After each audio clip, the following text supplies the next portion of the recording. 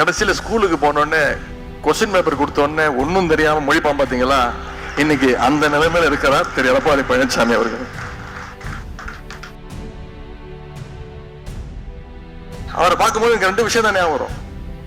ஒண்ணு காலு, இன்னொன்னு காரு.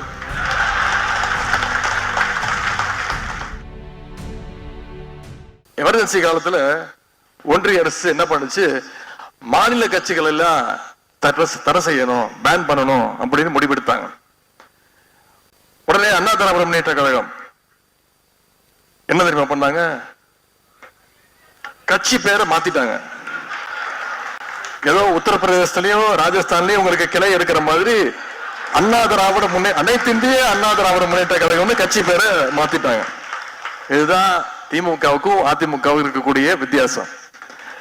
ஆனா நம்முடைய தலைவர், அப்போது தலைவர் கலைஞர் என்ன தெரியுமா பண்ணாரு, என்ன தெரியுமா சொன்னாரு, வாழ்ந்தாலும் நான் கழகத்தோடு தான் வாழ்வேன், வீழ்ந்தாலும் நான் கழகத்தோடு தான் வீழ்வேன்னு சொல்லி எங்களுடைய இயக்கத்துடைய பெயர் என்றைக்கும் திராவிட முன்னேற்ற கழகம் தான், என்ன வந்தாலும் பார்த்துக்கலாம் நின்னவர் கலைஞர் அவர்கள்.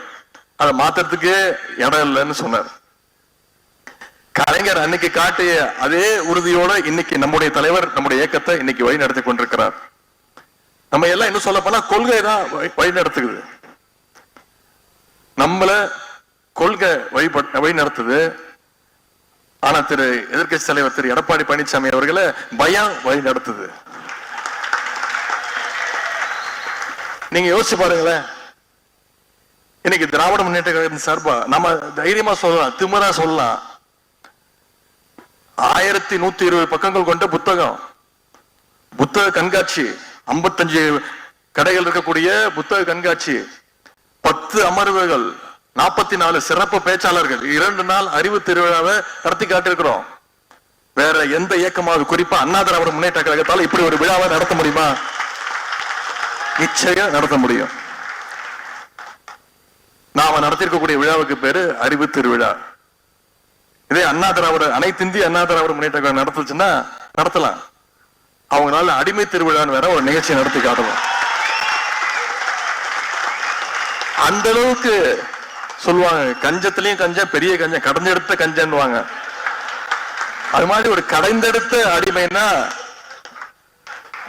அனைத்து இந்திய அண்ணா திராவிட முன்னேற்ற கழகத்துடைய தலைவர், நிரந்தர பொதுச் செயலாளர் திரு எடப்பாடி பழனிசாமி அவர்கள் தான். அதனாலதான் அதிமுக அவங்களுடைய ஓனர்ஸ் பாசிச பாஜகவால நேரடியா தமிழ்நாட்டுக்குள்ள கால் எடுத்து வைக்க முடியல. அதனால வேற வேற வேஷத்தை போட்டு வராங்க, அதிமுக போர்வையை போட்டுக்கிட்டு வராங்க. எதிர்கட்சி தலைவர் திரு எடப்பாடி பழனிசாமி அவரை பார்க்கும் போதுதான் எனக்கு ரெண்டு விஷயம் தான் ஞாபகம் வரும். சட்டசபையில பார்ப்பேன், அவரை நேரடியா பார்ப்பேன். அவரை பார்க்கும்போது எனக்கு 2 விஷயம் தான் ஞாபகம் வரும். ஒண்ணு காலு, இன்னொன்னு காரு.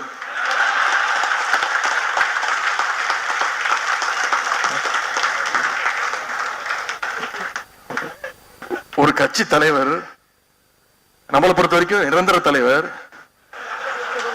இப்படி இன்னொரு கட்சி தலைவர் பார்க்கறதுக்கு எந்த ஊர்லயாவது இப்படி ஒரு கூத்து நடக்குமா?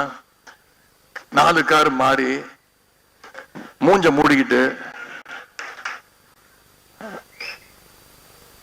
அதே மாதிரி காலு, அந்த அம்மா ஜெயலலிதா அம்மா இருந்த வரைக்கும் அந்த அம்மா காலு, அந்த அம்மா இறந்த பிறகு அந்த அம்மாவுடைய சகோதரி, உடன்பிறவா சகோதரி அம்மையார் சசிகலாவோட காலு, அந்த அம்மையார் ஊழல் வழக்கில் தண்டிக்கப்பட்டு ஜெயிலுக்கு போனோடனே திரு டிடிவி தினகரன் காலு, அதுக்கப்புறம் கொஞ்ச நாள் ப்ரமோஷன் வாங்கி டெல்லிக்கு போய் திரு மோடியோடைய காலு, திரு அமித்ஷாவுடைய காலு.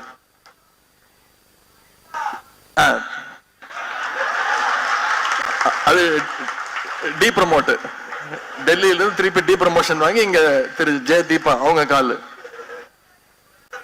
இன்னைக்கு விழுந்தது 10லன்னு புது கால் தேடிட்டு இருக்கிறாரு. அதிமுக தொண்டர்களை பார்க்கும்போது நமக்கெல்லாம் கொஞ்சம் பாவமா தான் இருக்கு. எடப்பாடி பழனிசாமி அவர்கள் அதிமுக தொண்டர்களை தொடர்ந்து ஏமாத்திட்டு வர்றாரு.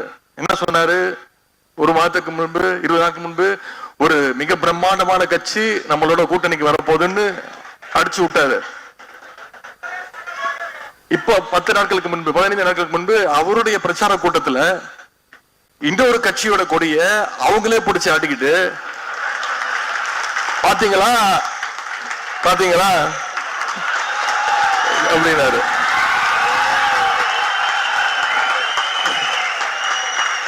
பிள்ளையார் சொல்லி போட்டாச்சு அப்படின்னு சொன்னாரா இல்லையா? எனக்கு அவரை பார்க்கும்போது என்ன ஞாபகம் தெரியுமா? ஃபைனல் எக்ஸாம் படிக்கிற பையன் ஃபுல்லா ஊரை சுத்திட்டு விளையாண்டுட்டு, தப்புன்னு சொல்லல, வேற எக்ஸாமுக்கு படிச்சுட்டு போன கூட பரவாயில்ல, சுத்தமா படிக்கவே படிக்காம நைட்லாம் தூங்காம காலைல எந்திரிச்சு குளிச்சுட்டு தலைலாம் சீவிட்டு சாமி போட்டோக்கு முன்னாடி போய் எல்லா மந்திரங்கள் எல்லாத்தையும் சொல்லிட்டு குங்குமம் வச்சுட்டு விபூதி வச்சுக்கிட்டு கடைசியில ஸ்கூலுக்கு போனோடனே கொஸ்டின் பேப்பர் கொடுத்தோடனே ஒன்னும் தெரியாம மொழிப்பான். பாத்தீங்களா? இன்னைக்கு அந்த நிலைமையில இருக்கிறார் திரு எடப்பாடி பழனிசாமி அவர்கள். எக்ஸாம் பேப்பர்ல வந்தோடனே ஆன்சர் ஷீட்ல வெறும் பிள்ளையார் சொல்லி மட்டும்தான் போடுவாங்க. அதுக்கப்புறம் எழுதுறதுக்கு ஒன்னும் இருக்காது, எல்லாம் மேல இருக்கிறவன் பார்த்துப்பான் அப்படின்னு விட்டுருவாங்க. அப்படிப்பட்ட நிலையில இன்னைக்கு திரு எடப்பாடி பழனிசாமி அவர்கள் இருக்கிறார். எனவே வருகின்ற தேர்தலில் உங்களுடைய எழுச்சியும் இந்த உணர்வும் பார்க்கும்பொழுது இதே உணர்வு இதே எழுச்சி அடுத்த 4 மாத காலம் நம்மளுக்கு இருக்கணும். அது நிச்சயம் அதை செய்வீங்கன்ற நம்பிக்கை தலைவருக்கும் இருக்கு, எனக்கும் இருக்கு. நான் உங்களோட நிக்கிறேன், களத்துல நிக்கிறேன்.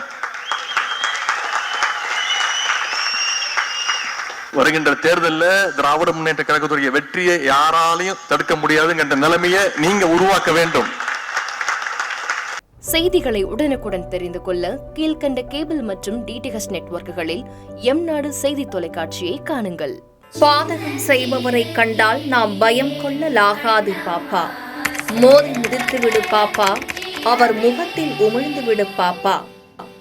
அண்மை செய்திகளை உடனுக்குடன் தெரிந்து கொள்ள இணைந்திருங்கள் எம்நாடு தொலைக்காட்சியுடன்.